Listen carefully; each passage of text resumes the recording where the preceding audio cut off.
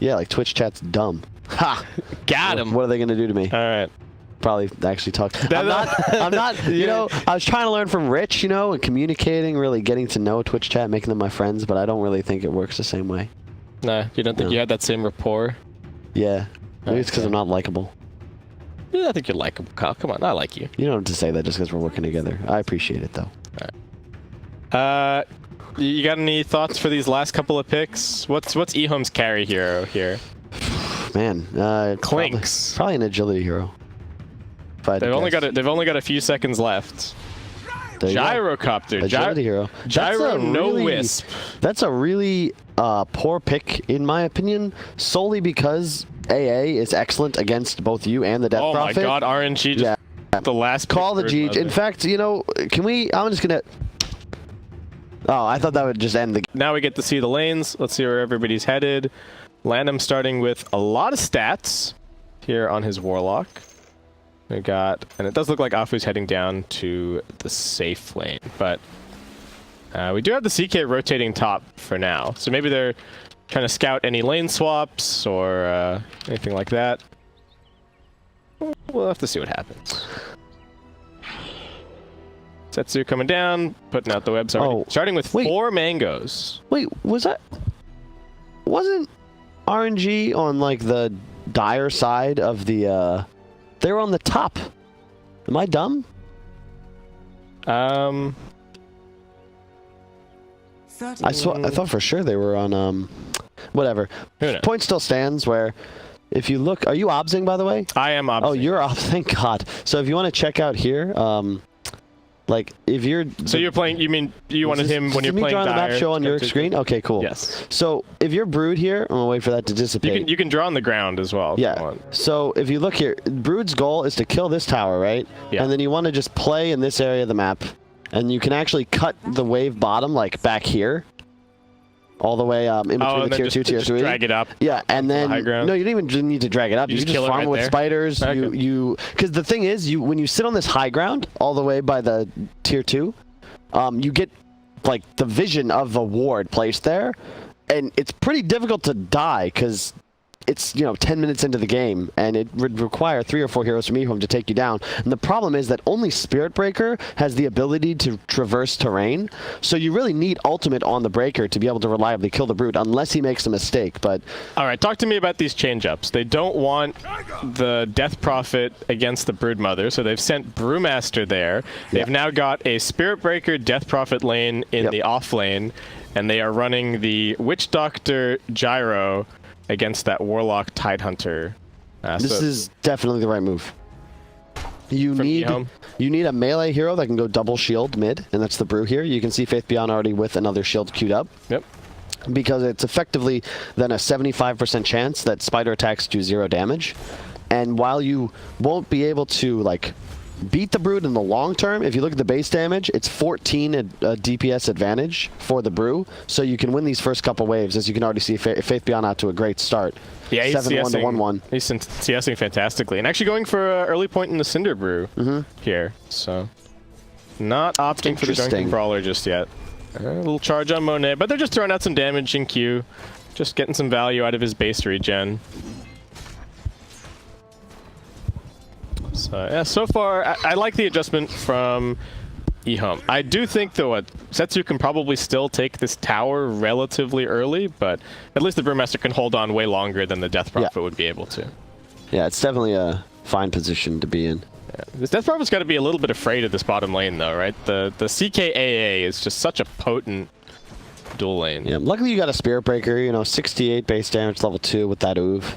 You're such a tanky cow. Like nearly 850 HP. You can grab a DD bottom. They will see it on RNG, so shouldn't be able to make too much happen in that mid lane. Top is going to be concerning for me. I feel like you can probably out-sustain here as this top side of Witch Doctor Gyro, but it's again like just a low base damage. But this wasn't the plan, right? The plan was not to get Voodoo Restoration level 1. Yeah. And just let the Tide kind of farm and just trade. The plan was definitely to kill him. Oh, Jinkyu in some trouble at bottom. Cold Feet is going to coalesce, but... Alright, they don't have quite the follow-up to finish him off. I'm surprised they didn't go for that. I thought that was a kill for sure. They will get the salve, though. You could argue that's even better. Yeah, and that was 430 salve. So he's actually very low on regen now. They've got a total of 1 tango in this whole lane. Spirit Breaker might go deny the tower a little bit later on. Gets a bash onto Afu, okay, but they are coming in here for the turnaround. Jin-Q laning out the auto attacks to Monet, but looks like he should be going down here. First blood for Afu. And I was going to bring this up, Afu, Monet, they've been quiet this year. Haven't really seen too much success. But these guys finished third. Good. They were third at TI7. And Afu, I think, is still one of the more underrated players in the region. Monet was... he was hot shit for a while. He was the superstar carry of LFY. The hot young carry. And then just kind of fell off the map for a bit in terms of, didn't fall off the map, but, you expect players that finish third TI to be top 8 at Landham, he's kind of tanky, but is taking a lot of damage here. Y actually needs to be careful. Getting turned around on Flyby, just going to donk him, and Landham turning around these 4 iron branches. He's got so much HP. He will end up going down. A little trip to the fountain for him, so it ends up being a 1-for-1 trade. But RNG still doing really well in this early game. Yeah, and it's not bad because the Gyro, he gets an extra Wraith Band now, thanks to the kill. And of course, Y will TP in. 2 TI winners on EHOME, of course, Faith, Beyond, and Y, who used to play under Innocence. Back on that fabled Wings squad at TI6. What a run. What a team. That was Setsu, all right. Taking some damage here at mid, needing to be a little bit careful. Does have a salve getting delivered. But Brewmaster actually dealing with the Spiderlings surprisingly well. A lot of his CS, of course, is just going to be those spiders, but... Hey, he's on his way to some records if he keeps this up. Yeah, though. Faith Beyond is, he's going to be pretty darn farmed. Actually, what's his net worth looking like? He's still up quite a bit on the net worth. They are heading toward Afu once again, but troubles for the Spirit Breaker. Looks like he's just going to be brought down. Monet picking up that kill, and not a whole lot that 430 can really do. Afu even just stands his ground and keeps giving him the clicks. Yep. I'm a bit concerned for this EHOME lineup, just because, as you said, this isn't really what they wanted to do. When you're playing against a Brood with no counter pick, you're forced to respond with something unconventional, and the problem is that their Death Prophet is going to be the sacrificial lamb here, who's the true tempo controller, right? The Gyro, of course, in the Brew, you're very strong mid-game on EHOME, but Death Prophet has no legitimate ways to come back. Oh, going on Monet. Not looking very healthy. They do get the stun turnaround. 430 still chasing. Looks like they are not going to get this kill. The Shrine is ready to go as well, so RNG probably just going to head over there. And it was just a 2-2 split on the bounties, so no big advantage being gained one way or the other. Do you like the Midas on the CK as the selection for Monet here? I think it's necessary to buy Midas on CK if you aren't just having a terrible game, because it's the same deal, right? You only farm last hitting. Oh, a little bit of action up top. Trouble for the Tidehunter, actually. Flyby, can he stay alive? He gets the stick charges off, but this Rocket Barrage is now level 3, and Neverend is just going to run him down. Not a whole lot that Landham could do there. Only 1 point in the Shadow Word, and EHOME do seem to be taking control of this top lane a little bit more. Lots of items on the Gyrocopter, actually. He's got all the little double Wraith Band, boots. Pretty happy with his lot in life so far. Faith Beyond's actually looking. It's not... he can't find a kill, though. On and if he leaves the lane to try and use the split somewhere, he just loses the tower, right? Mm-hmm. So he's kind of stuck here, unfortunately. Yeah, that's the downside. And now, finally, Brood, being level 7, has Medallion, and you'll watch him just start farming the Ancients up. No problem. That doesn't kill the spiders, does it? It might kill the Ites, not the Lings. Yeah. Gotta remember that there are 2 different kinds. He's still, Broodmaster's 500 gold ahead. Nothing crazy, but yeah, Broodmother with the very standard Broodmother farming items. This hero's all about. He's being ran at now. The charge is up. Yeah, they're looking thanks to the illusion. Alright, Setsu just gonna try and play the cliff line.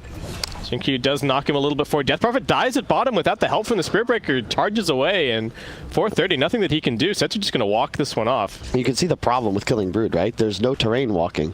So, Brood, as long as he plays on cliffs... Innocence. All right, they got the call down coming in. Nice split, but Flyby still just taking so much damage. They're also charging onto Lanham. So looking for him. He's hanging out inside of the creep wave, actually trying to turn around and get this Innocence kill. It's not going to happen. Neverend still applying the pressure. Has the Spirit Breaker coming in. Landham was not expecting that, perhaps. All right, he got him with the Fatal Bonds. He hit Gyro, yeah, and killed off Y. Okay, that's an all right trade for him. You take those. But they lost the tide, so... The concern is that the safe lane is effectively abandoned, and this is the one downside of the core trio of EHOME. The mid-game synergy is great, but if it's not Faith Beyond on the Brew, no one can be left bottom on an island. You need equal numbers down here, and even then, CK and they're just such a strong kill lane, especially with the 3 points Cold Feet. They're both level 5 already. This is very scary for RNG.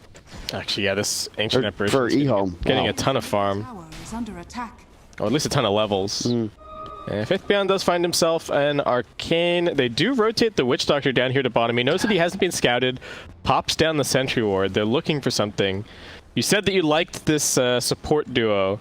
We'll see if they can do something down here. They really want Monet. They're going aggressively under 430. He's a little bit tankier with the Belt of Strength. Charge forward. Innocence comes around the corner, still holding onto the Paralyzing Cask. And Afu realizing that Monet is just dead. He does have a 17 wand. Not going to swap the treads for it. Just going to keep on running. The nuke does connect from 430, and one more charge from Jin-Q. They do get it. Yep. The Setsu, though, you know, he gets a little moment of space, and he's forcing the glyph middle. Bruise rotated bottom as well. Has the Arcane Rune, wanted to pop the ult, and it looks like they're going to charge mid and try and make a play here. Gyro in the trees. I don't think he hasn't shown yet. All right, Calldown's going to end up missing. Setsu once again just trying to play the cliff, but he doesn't have webs in that direction. Split gets popped, and looks like the fly Setsu's kills down. the spiders. And they can deny the tower now if they want to. Okay, EHOME. That's really, really nice. That's so much farm for the Gyrocopter. And it's funny how, like, that one little too aggressive play by Monet, right? He sees nothing. There's like 4 heroes off map, but he gets aggressive on the Death Prophet, ends up dying. That allows then for this move to be made middle. And sure, you kill the tower, but it's Brood, right? It's always going to go down, and now you don't get the gold from it. That's big death, because Setsu now, his Midas is going to be set back 2 or 3 minutes. Probably going to go for the Midas Diffusal build. Is that what Brood's been doing? Because that was the builds in the games I've witnessed. Yeah, I think so. I don't know if I saw too much Brood outside of opens. Oh, all right. CK with the Phantasm pop does manage to deal with the homing missile, but can they actually catch anything? A little bit interesting from Jin-Q, going for a more, I would say, old school build with the 3 points greater bash this game. I feel like most people I've seen have been maxing the Bulldoze. Oh, Ice Blast coming in. That is just going to be a dead Innocence, but they will immediately lose all of these CK illusions and probably Monet to follow it up. They do have the stun on the Gyrocopter. Never End is going to keep on chasing, and Monet looking like he might just be dead to that Maledict tick, and he is. Nafu's dead too, looks like. Charge coming. Another charge. I love the way that the Gyrocopter is playing. Getting up in their face. He went mid. Now he rotates bottom. Dominating streak. #1 on the net worth. Yeah, I love the way EHOME's played this so far. They need to find kills. They need to be able to rotate around the map, utilize the Spirit Breaker and the vision advantage and reach. You lose the farm battle. You need to kill the CK specifically. They've found 2 already. It's quite nice, and it's specifically on the back of Never End. Of course, do you know Never End was ZYF? He's changed his name like 11 times. Okay, all right. Yeah, so sometimes you lose track of people. Right? Like we had UU9 to Mugi, stuff like that. No, Flyby actually dead up top. I saw him with his hood. I thought he was fine. 430 pops the ult, runs him down. Okay, so he is dead. They also had the Death Ward. This ability has been buffed so much. 85 damage at level 1. It owns. And RNG, okay, Monet also wanting to get aggressive. He has been inspired a little bit perhaps by the Gyrocopter. They are coming in here. They look for 430, dropping 2 ults to bring him down. Land him pop in the rock. I really like this Max Cinder Brew from the Brewmaster as well. It's actually a lot more damage than I realized at first. Yeah, he's actually going to farm pretty quickly as well, right? He's got the Soul Ring, he's got Midas. Yeah, exactly. It guarantees you kill the creep wave when you just Cinder Brew clap it, and as you said, the Midas. Because, you know, I loved the RNG draft, but double Midas on the CK and the Brood without really making too many aggressive maneuvers thus far could punish them, especially with the amount of rotations Never End on the gyros. And they are TPing in. They've got a charge coming as well. Witch Doctor, a little bit low on mana, but Jin-Q does want to go for this. Pops the Bulldoze, Primal Split. Now also coming in. Tidehunter's going to be the first target. Does have the Ravage available, but I don't think Flyby wants to pop it. They're just in full-on retreat mode, and the Pandas are going to catch more. Warlock is going to be lifted up into the air. Lanham looking very dead as EHOME bring all 5 heroes top to hold on to their tier 1 tower, and now they're going to look for the swing back. They're just outplaying right now, and part of that's because of the draft. They've got this super sick mid-game core trio, and then the 2 active supports.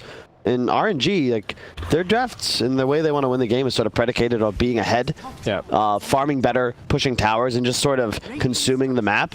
If EHOME can continue to find these fights, you know, it's the second time they're going to get a free tower deny top if they want it. And it feels like they're just following the script. Oh, RNG, you want to push? We'll respond as 5. And there's just no team fight yet for RNG unless they're able to play around the Ravage. I think the biggest thing for me is I love how they're playing around the Brood, right? Yeah. There's never really anybody that's going mid that can die. No, the Brood's not going to get any free kills, and they know that the Brood is never going to come to these side lane fights. Yep. So anytime RNG are like, oh yeah, let's just go fight in the top lane. Let's take that tier 1 tower because we lost our tier 1 bottom. That's the natural trade. You just get 4v5'd. Yeah, and it's funny because, you know, this is always, I always feel bad when I see Broods playing their side of that. We don't have heat maps access during this, do we? No. But he hasn't crossed the river yet. I'll draw on the minimap for you if you want. He's played in this box, okay? Yeah. He's like kind of just being in here, yeah. And part of that is because the Spirit Breaker charge threatens you, especially if you're going to try and play like in between Shrine and a tower in that aggro part of the map I wanted. Once again, RNG making the same move, might get punished in the same way. Flyby does make it into the trees. Afu's got the ulti, Warlock no ult for 20 seconds, and they will drive them back. But they've got 2 heroes in both other lanes. Now they just deny the tower and get out of dodge. And Faith Beyond just going for a Radiance this game. I like it. God, it's going to be so good against the Brood, really nice against the CK. Tides don't really buy Blink very much these days, right? So there's not really a whole lot there, but still. They got to make a play with this now. But the problem is the Brood isn't really in position to link, and you want to be playing around your Brood here. They're just going to walk up and pray. Yeah. I think that's an arrow drawn by the Warlock. Is that Landom trying to, like, directing something over here? But I don't think. But how many charges does Brood have? He's got a few. But he doesn't want to ruin his whole web configuration just to get like 1 kill, right? Yeah, he's got Diffusal now, but like, how do you start a fight here if you're RNG? And look at the levels; it's fallen off. The Tide only level 7. Yeah, and he's only got the Broodmother only has 1400 HP, so 1 stun, and that might just be the end of him. They really want to use the Ravage, though, right? They got Ravage and they've got Chaotic Offering back up. They're telling themselves we can win the fight. They're battling for the bounty runes. They drifted all the way across the map, hoping to get more charges coming in. They are going to look towards Flyby, also getting the charge onto Monet. He's got this double damage. Can he actually get into the fight? They get the silence on a Flyby. Will the Ravage finally come out? Setsu looking for the positioning. Never end. Staying on the back lines. They do get the rock on top of him. 4-second stun. Gyrocopter dropping quickly. They lose him. It's 1 dead so far. 430 gets caught by the Ice Blast on the back lines. Landham. The Golem's being brought down. The Death Ward channeling onto Afu. Now Ravage, Faith Beyond, locked in position. Can they actually focus him down? Setsu finds a double. Monet's low, so is Flyby, so is Afu. 430 wants to come in for the cleanup. It's a triple kill for the Broodmother, and Death Prophet cannot man up. They didn't back off to their shrine, and EHOME are going to end up losing 4-1. So did you see what happened there right at the start, though? The Brewmaster Dispel killed every single spider. I forgot about that interaction. Yeah, so, it's summoned units, it's like all summoned units. They all die, and they're going to die all game. So the Setsu Spider Army is actually not a threat unless the split is either just waited out or you kill the Brew, but they don't have the lockdown to kill Brew 100-0. All right. So, good fight, for sure, but it's all on the Brood now. All right, Lanham gets run down by Neverend up top. Does kind of reveal the fact that there's a ward over here, so that's very quickly going to get dewarded. What went wrong for EHOME in that fight? Is it just because RNG they've got their 2 big ultis? Like, is that the... Or is it the Gyrocopter getting found in the back lines? A little bit of both. The thing is, EHOME is going to hit this power spike with a BKB on Gyro, where they have the freedom because of the Brew Spirit Breaker combo. They can force fights no problem. And you can't reliably target Gyro. There's a little gap in the webs here, so some of the spiders got caught. I think he was trying to sick them all on the Witch Doctor, but didn't happen. Yeah, the Gyrocopter BKB time is going to be pretty scary. It's cool to see. So when we saw Gyrocopter in Southeast Asia, it was only with Wisp, and the only build that anybody was going was Ags first. There was no Maelstrom first, no Yasha, no drums. It was always just the straight up Ags rush, and I was personally a little bit questioning it. Wait, Flyby, did he just cancel his TP? What just happened? All right, well he's stuck in these trees now, getting run down with no TP. They do end up losing Afu elsewhere on the map. Flyby just getting surrounded. Oh no, his TP's off cooldown. I guess he just didn't have one. Dire's middle tower is I mean, this is just, it's been a really strange game played from RNG thus far. A lot of their deaths are just straight up people getting picked off. Yeah. And Tide buying a bunch of recipes. Almost has his pipe, but part of the problem is that you're playing with a CK and a Brood that are effectively countered by the Brew ult, both of them, as their Phantasm and Spiders are immediately dispelled. They both have Midas, and they're really just both looking to farm at the moment, so RNG, I think, ideally, they've got to try and find a Roche opportunity. There's a DD just outside of the pit, but with that BKB on Gyro, feels like EHOME are firmly in control of the 5-on-5, so not really much to do except continue to rice. I just hope that those Midases keep on keeping on. 430 still struggling a little bit in the level department. He's only level 10. So it does need a little bit more catch up there, but they are going to have a pretty strong BKB timing like you were talking about. Radiance on the Brewmaster. What build does Brewmaster go late here? Is he going to keep going auras and play for the Primal Split health and the cooldown, or does he like get a blink and a BKB and a basher and just play for the attack speed and the Drunken Brawler crit chance? I personally love the like right click build. I think that's the play for sure. Because pandas are great, but at a certain point, you want to be able to fight without them because the dispel is no longer your strongest tool. And I've seen some real big moves made with the 100 attack speed into crit at level You can just like 25. carry the game by yourself, right? Yeah. Get Abyssal Blade, just go crazy. Yeah, but you have BKB on Setsu, by the way, so that makes Roche a possibility. No one's checked the top rune. It is still a DD. And this is the dire disadvantage. If they time this where they make a move bottom with this smoke, as they find this DD on RNG and they just go into the pit here, it's awful timing for EHOME. Yeah, they're just in totally the wrong place. All right, they do have a charge going. Who took the DD? No one took the DD. Oh, did it just despawn? No. Okay, they got a smoke. middle tower is under attack. Smoke They're on gonna smoke find him. action. All right, smoke breaks. They are going to find Innocence first. 2 seconds stun on him. I think they just leave the Witch Doctor for dead. Okay. Yeah, they do reveal the fact that they have a ward up on that high ground, but that's not too surprising. Charge towards mid, but immediately gets canceled by Jinkyu, and he's now trying to TP out. RNG just scattering all of EHOME to the wind, and they're just going to go back to farming for a second. Nice TP for his Q though, because he does grab that bounty rune top. This is how you want to play the Spirit Breaker, ideally. Like, away from the action, always able to charge forwards if necessary. His bottom tower. RNG really willing to 5-man contest these bounties on the bottom side. They've got Golem, they've got Tide Ravage, you know? Yeah, and Pipe. Yep. You don't really get much stronger. Mech finished as well onto Lanham. You can see the timing that they're going for here. Monet with the Mighted Armlet, so his Phantasm's quite strong, but you still got to worry about the Faith Beyond Brew, who's closing in on the Radiance. Yeah. I think they're going BKB as well on both Death Prophet and Spirit Breaker. And that's when the tide starts to turn, just a little, no pun intended. Because of the Ravage? Yeah, you can just straight up ignore Ravage and go for the back line. Nothing AA Warlock can do. BKB heroes running at them. So is it kind of like a one more item and Aegis timing for Setsu? Is that the plan? Like, first step is getting that Aegis. yeah. And I like what they're doing, you know, sweep the map. They got the tier 1 bottom, that lane's pushing. If heroes show bottom, you could think about doing Roche. You can see the Gyro.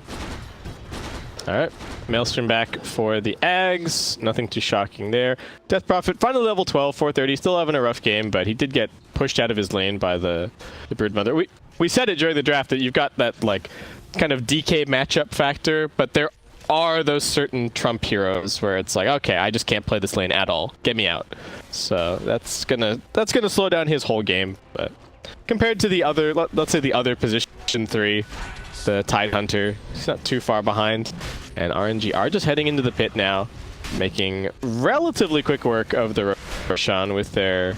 Wait, they got 2 medallions at the moment. So one of them will be a Solar Crest later on. But for now, it's a little bit strange. You're going to have a BKB on the CK after this falls. And this is the Radiant Edge, right? This is why you've got, I think, 56, 57% win rate across international tournament matches throughout the season. Because when this mirror phase of the game starts between 15 25 minutes, Dire's in Radiant Jungle and RNG and Radiant. Wait, Dire's in Radiant Jungle, Radiant's in the pit. Yeah, Dire Jungle is where you want to be. Correct. And that's where the Radiant are playing. Because it's closer to Roshan. Bang, bang. Yeah. All right. Well, Funny how it shifted. You remember when the pit was in the bottom right side of the Yeah. map, Dyer had the edge. yeah. Radiant's Yeah, this is supposed to be a slightly more neutral location, but And something, it's crazy that I actually agree with Nahaz on this, but it's a, or maybe it was Toby. It was somebody you wouldn't expect to have a good idea, which is the pit should be the low ground. It's a pit. that was Toby's. Roshan's in the pit. That was Toby's idea, yeah. Like, it removes this ability for teams to just sort of play the pit. Like, you shouldn't have an advantage in the Roche pit, right?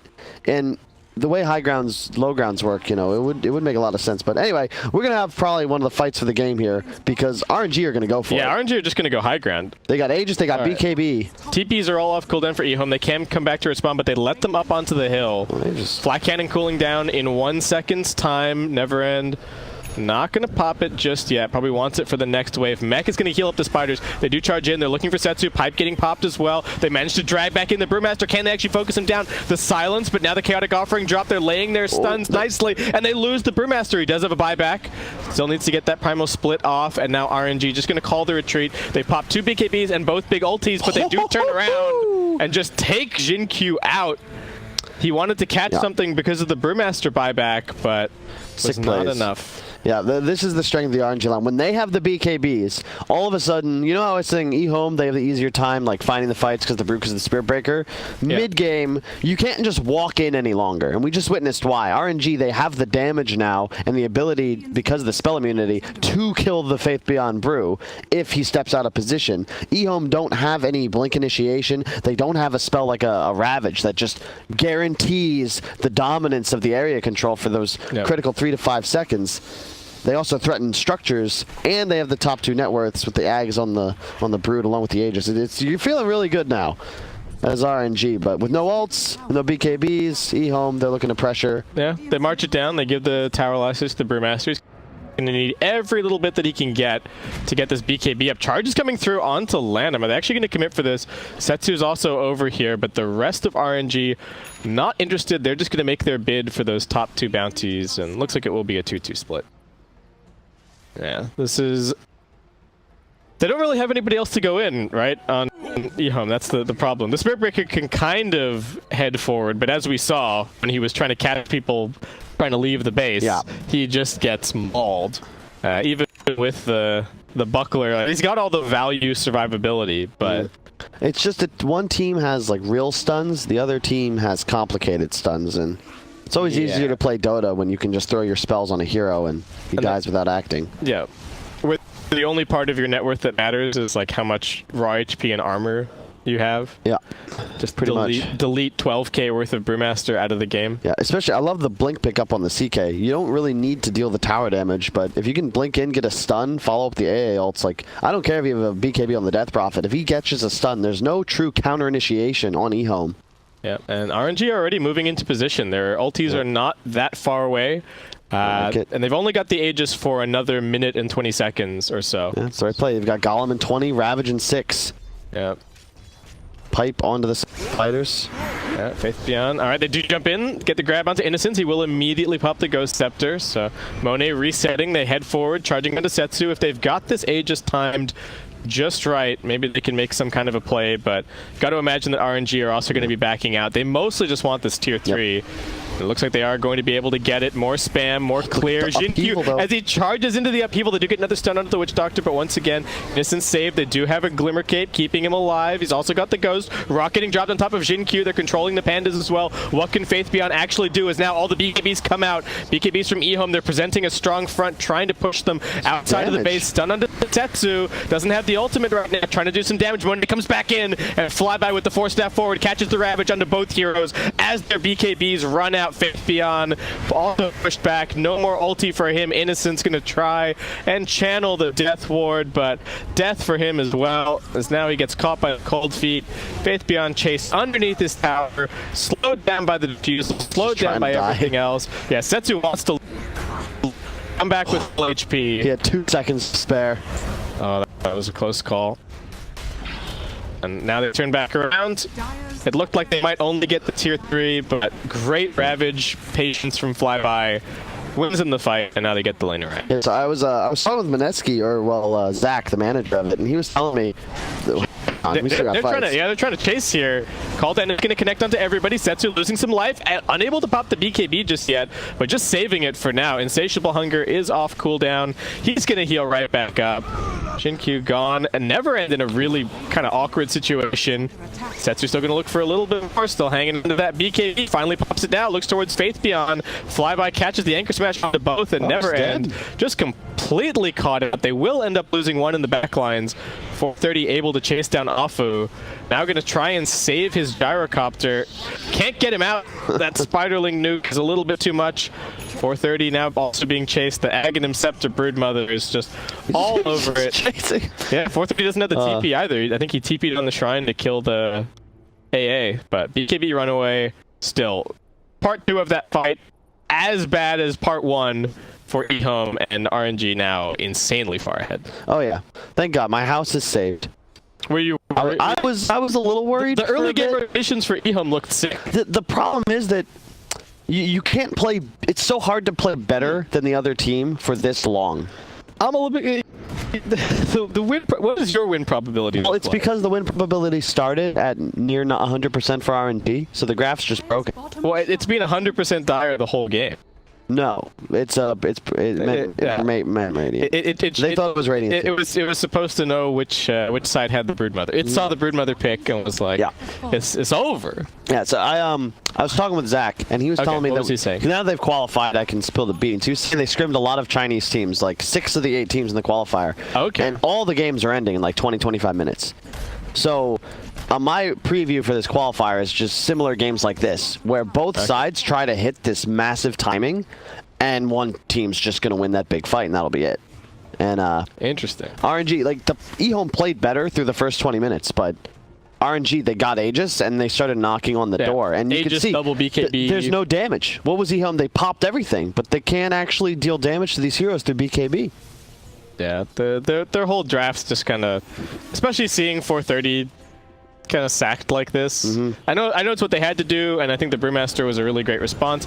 They are looking for Flyby here. Primal Split getting popped, but CK just immediately going to pop the BKB. They do have the Ravage available. Flyby just trying to survive a little bit longer. The mech is going to help keep him alive. Broodmother coming in, but she's taking a little trip up in the air. They do get one more silence out. 430 still chasing, but they just can't seem to kill anybody. CK is managing to kite away, but Faith Beyond, his ulti's about to run out, and Setsu about to go to work as well. His BKB does wear down. Flyby can force staff back in. Setsu's the one being targeted. They do buyback on the AA, trying to save the Broodmother with the Ravage. It's not going to happen. Chaotic Offering also got dropped here, and RNG losing a fight right in the middle of the map. It is going to be some bounty runes picked up by Flyby, but EHOME also getting 2 on the other side. Key was the initiation. They forced the tide away from the fight, so by the time Flyby got the Ravage out, Brood was already without BKB and on the ropes, able to finish him off before the big stun comes out. Yeah, and there was nothing to force anyone on EHOME to pop their BKBs early, right? So the Ravage was just never going to do anything. Yeah, speaking of fast games, though, like Aster's already beaten Sirius in 27 minutes. Yep. They had a Warlock, Shadow Shaman, Slark, Kunkka. Yeah. I wonder if that's partly part of where the Mineski Shadow Shaman came from. Yeah. Just scrimming against the Chinese team. I will say, my picks, like you're talking about, like who's looking good. I figured this game would actually show us a lot. I think both sides definitely strong. RNG with a better draft, but EHOME definitely looks like a solid competitor. Aster, I think, is probably your dark horse. And then I think Newbie. I'm telling you, I got Newbie's faith your favorite out of the open qualifiers? Not favorite out of the open qualifiers. Yeah. Them or IG, but I look towards Newbie. I always feel, and you could see this as well in the SEA qualifier too, Mineski just looked more put together. Like they had more composure. So I always favor squads that have those players that just don't choke. SCCC, when has this man ever choked? TI Finals, he was playing near perfectly in every map, and his team loses. But EHOME with the big smoke wraparound. There's an Arcane Rune waiting in the river. Innocence, his smoke is going to break. Monet waiting up on the high ground to get the charge. Over onto Afu, looking for him first. Can't actually focus down this AA Ice Blast. Not really going to connect onto anything, but Neverend taking so much damage from the CK. Both BKBs getting popped. The Ravage still 30 seconds on cooldown. Good time for EHOME to fight. Monet turns around, dealing the damage to the Spirit Breaker, but he's getting chain stunned. The Radiance is ticking away at him, and once again, it's Broodmother up in the air. Can't actually commit to the fight to do any damage. and it will be RNG once again losing 3. Can they chase a little bit more? They've got the Yule Scepter up onto Flyby. Looking like he's also going to be brought down as they dive into the base. Setsu trying to do damage control, trying to cut these waves. But that is a 4-0 team fight in favor of EHOME. Under attack. 430. Setsu? All right, Setsu's got him. Cinderbird not going to help. The reason they're losing these fights is because the Brood isn't involved. That's 2 in a row where Brood's either targeted. Whoops. In that fight, he didn't get the BKB off, and a really well done lift up by Faith Beyond. That 6 seconds of Setsu flying means that they're going to be able to push forwards, and yep. But the Roshan respawns, and RNG head straight in there with a couple of buybacks. EHOME are sizing it up. They seem to realize what's going on. They're coming in, never end. BKB just now coming back off cooldown. They do get the charge through into the pit. Setsu is going to just pop everything, munching onto Jin-Q. They've also got the slowdown from the upheaval, but the Glimmer Cape is going to keep him alive a little bit longer, and Setsu can't decide what he wants to go for. Just has to retreat up onto the high ground. They've got their CK back up soon, but land him in the river. Can he actually get the Chaotic Offering off? He's got a lot of damage to contribute. No buyback. He's just brought down. They're just sloppy. EHOME, even Iraq's down, even though they're out drafted, like they're just playing better Dota. And every fight that they manage to grab initiation they're winning. Back. Yeah. Yeah, I mean the net worth and experience peaked. Execution in the fights just that little bit better. Do we have any big items coming up for EHOME out of all of this? So the Gyrocopter's picked up his Aghanim Scepter. Huge damage spike. Yeah, he's going for the Mjolnir next. Death Prophet's got level 18 now, so even without and the Solar Crest actually. Yeah, Faith Beyond is about to hit level, or rather BKB. Yeah, he's got the gold in about 100. They're smoking forwards. He's got the 100 attack speed. Yep. As well. He's actually going to do decent right-click damage in this fight. If EHOME can buy another 10 minutes, like, they will outscale Yeah, RNG. the Broodmother's going to fall off. Once again, it's Afu. First one jump. They do pop the Primal Split, but they need to catch a little bit more. Setsu's waiting in the trees. Flyby, the next target, does have a Force Staff. 430 also chasing for him. Well, and they've got the target on Monet. They know what's going on. They try for the silence. They're not going to quite find it. He jumps into the backlines, immediately focuses down one. That's the Witch Doctor dead. Jin-Q pops the BKB, runs, but they lose all the Phantasm illusions pretty much immediately. Setsu, even with the BKB, can't stand in the fight. The Insatiable Hunger duration is being wasted by the Cyclone, and Faith Beyond just chops him down. Dominating streak for him. Flyby forced to retreat. Force Staff into the base, but now he can't Force Staff forward for the Ravage, and they've already bought back on this Broodmother. Yep. Super high octane game. 430 locked onto Exorcism, about to run out. Maybe that heal can help him out a little bit. If he survives, the Ravage finally comes out, catches onto the Brewmaster, catches onto the Death Prophet, but they can't kill him. Lanham's too deep in the backlines. He finally gets the Chaotic Offering out. Is this going to be the damage that they need? Ice Blast lands at a 430. Couple more auto attacks, saves himself with the Yules. Never end in the front lines. They want the Setsu kill, but the Insatiable Hunger is too much. He's healing up off of Jin-Q. Monet, it looks like he might just be dead to the Maledict. He's trying to armlet toggle, but down he goes. Another buyback.